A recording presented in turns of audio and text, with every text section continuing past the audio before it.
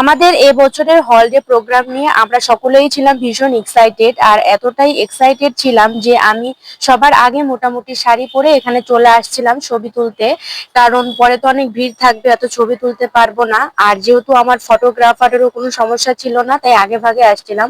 ওটা ছিল ভিতরের দিকে, আর এটা আমাদের করিডোর, যেখানে অনুষ্ঠানের 2-3 দিন আগে থেকে অনেক রকমের আর্ট করা হয়েছিল। আর্টগুলো ভীষণই সুন্দর ছিল।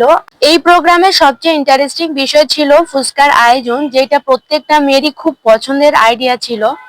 মৃত্তিকা, দেখ ফুচকা মামার কত লাইন, জীবনে এতগুলো ছেলে আমাদের পিছনে লাইন দেয় নাই। ফুচকা মামার পিছনে এত বড় লাইন দেখে তো আমরা ভয় পাচ্ছিলাম ওখানে গিয়ে দাঁড়ানোর, কারণ প্রচন্ড গরম ছিল। তারপরও লাইনে দাঁড়িয়েছিলাম, পরে যদি ফুচকা না থাকে, যদি না খেতে পারি, তখন কি হবে।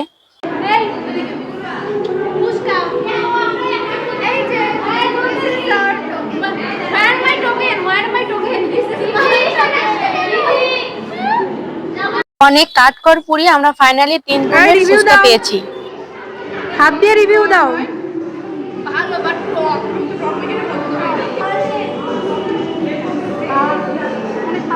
তাও বিধি, তোমার এটা ভালো লাগতেছে, তোমার প্লেটটা, আমি যেটা খাইছি ওটা ভালো ছিল না।